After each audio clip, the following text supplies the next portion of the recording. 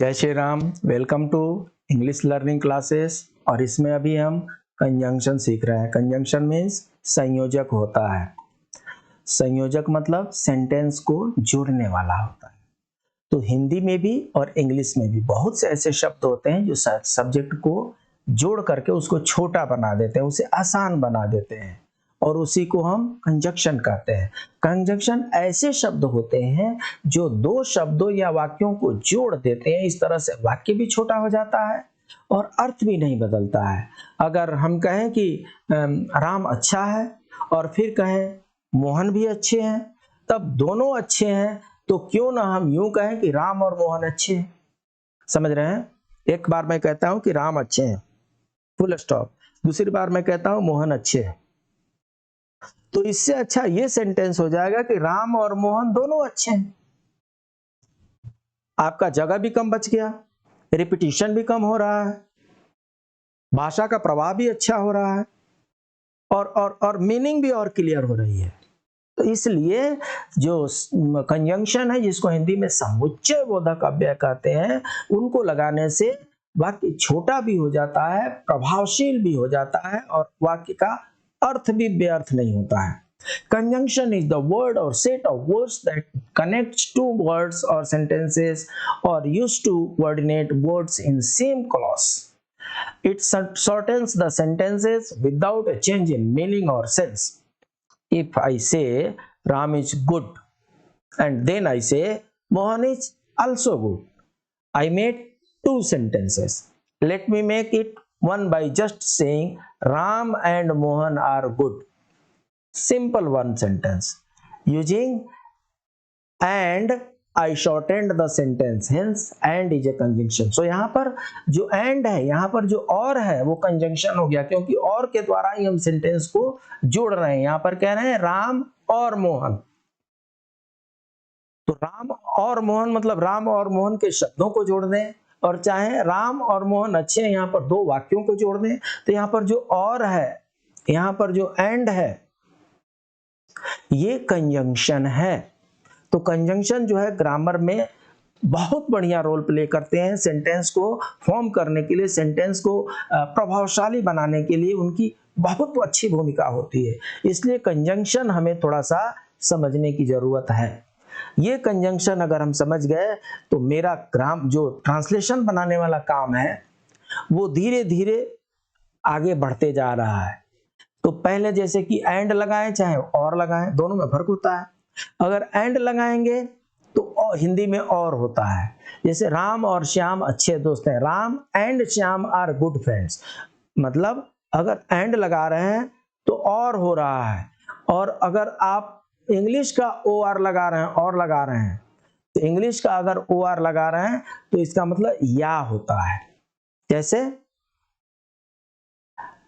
You may take this book और that book, या तो आप ये बुक ले लीजिए और नहीं तो वो बुक ले लीजिए। अगर यहां पर मैं लिख देता you may take this book and that book, मतलब ये भी बुक ले लो और वो भी बुक ले लो। यहां पर मैंने क्या किया, एंड के बदले में और लगा दिया। या तो आप ये बुक ले लीजिए नहीं तो वो बुक ले लीजिए। ये दोनों में फर्क होता है। बट में बट का क्या करते हैं, लेकिन होता है, बल्कि होता है, सिवाय होता है, परंतु होता है। राम और श्याम अच्छे दोस्त हैं, लेकिन वे एक दूसरे से लड़ते हैं। मतलब कंट्राडिक्टरी मीनिंग देने के लिए बट का यूज होता है। उससे अपोजिट मीनिंग, उसका विपरीत मीनिंग देने के लिए बट का यूज होता है। वह बहुत समझदार है लेकिन गरीब है। नॉर्मली होना यह चाहिए कि जो समझदार होते हैं वो गरीब नहीं होना चाहिए। नॉर्मली ये होना चाहिए कि जो अच्छे दोस्त होते हैं वो लड़ना नहीं चाहिए। लेकिन यहाँ पर जो सेंटेंस का फॉर्मेशन हो रहा है वो बाद में जाकर के उल्टा हो रहा है, और चूंकि उल्टा हो रहा है इसलिए वहां पर बट लगा रहे हैं, यहाँ पर एंड नहीं लगाएंगे। He is intelligent but he is poor. समझदार होते हुए भी वो गरीब है, इसलिए यहां पर एंड नहीं लगेगा, यहां पर बट लगेगा। Ram and Shyam are good friends but they fight with each other. ये अच्छे दोस्त तो हैं लेकिन आपस में झगड़ते रहते हैं। तो इसलिए जहां कहीं भी कंट्राडिक्टरी सेंटेंस के उल्टा अगर आगे वाला सेंटेंस जा रहा हो पहले वाला सेंटेंस के विपरीत में अगर आगे वाला सेंटेंस जा रहा हो तो आप बट लगा दीजिए। बट के कुछ और एग्जांपल हैं। यहां पर ये बता रहे हैं कि जहां जहां आप बट लगाते हैं वहां पर एक्सेप्ट भी लगा, कहीं कहीं पर जहां पर बट लगाते हैं वहां पर एक्सेप्ट भी लगाया जा सकता है। I can go anywhere but your home, ये भी सेंटेंस अच्छा है। और I can go anywhere except your home, आपके घर को छोड़ करके बाकी आपके घर के सिवाय हम कहीं भी जा सकते हैं, आपके घर नहीं जाएंगे। सो यहाँ पर बट के अलावा एक्सेप्ट भी यूज किया जा सकता है। बल्कि वही चीजें हैं, बट ही है। This is not a pen but a pencil, यहां पर भी कंट्राडिक्टरी ही लेकर के आ रहे हैं। फॉर, एज, बिकॉज, सिंस, जब भी वाक्य में क्योंकि या चूंकि का प्रयोग होता है तो इन चारों में से किसी एक का भी प्रयोग किया जा सकता है। पर महत्वपूर्ण बात यह है क्योंकि या चूंकि के लिए बिकॉज का प्रयोग होता है, केवल वाक्य के बीच में होता है, और सिंस का प्रयोग केवल वाक्य के शुरुआत में होता है। तो अगर सिंस लगाना है तो वाक्य के शुरू में लगाना है, बिकॉज लगाना है तो वाक्य के बीच में लगाना है। देखिए कैसे होता है। Since I was unwell, hence I did not come. I did not come because I was unwell. यहाँ पर अगर because लगाना होगा तो I did not come because I was unwell. But यहाँ पर since लग गया है तो I was unwell हो गया का since पहले ही लग जाएगा। Since I was unwell, hence I did not come. जैसे जैसे इसका प्रयोग करते जाएंगे इसमें आपका जो है पकड़ मजबूत होता जाएगा। Also, even, either, too, as well, सभी का अर्थ होता है भी। अल्सो, टू और एज वेल का प्रयोग प्रायः पॉजिटिव में होता है। अल्सो, टू और एज वेल का प्रयोग पॉजिटिव में ही होता है।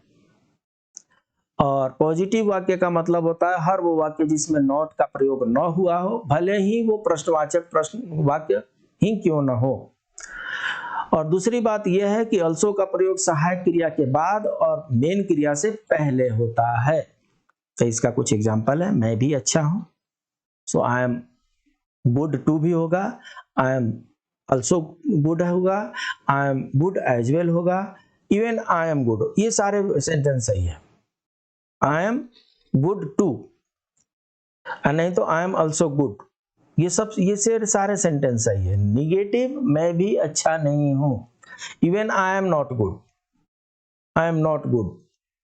सो यहां पर आपने देखा कि किस तरीके से टू का, अल्सो का, एज वेल का एक साथ यूज करके और मीनिंग उसका क्लियर किया जा रहा है।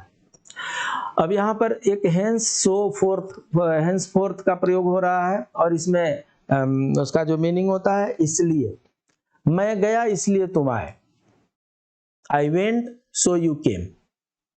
यहां पर सो लगा करके उसको, इसलिए आप किस लिए आए, मैं गया इसलिए आप आए। तो जहां पर भी इसलिए का प्रयोग करना हो उसी तरीके से कर सकते हैं।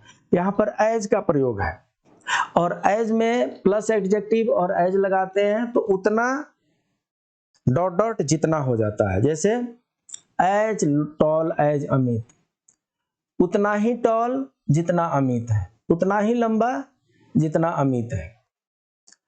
एज शॉर्ट एज राकेश, उतना ही छोटा जितना राकेश है। तो इस तरीके से उतना और जितना जब लगाना है तो पहले एज, बाद में एज और बीच में एडजेक्टिव हो जाता है।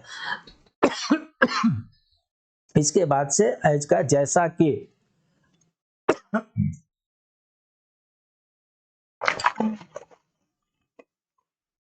जैसा आप कहें, as you wish, as you say. So as का मतलब होता है जैसा।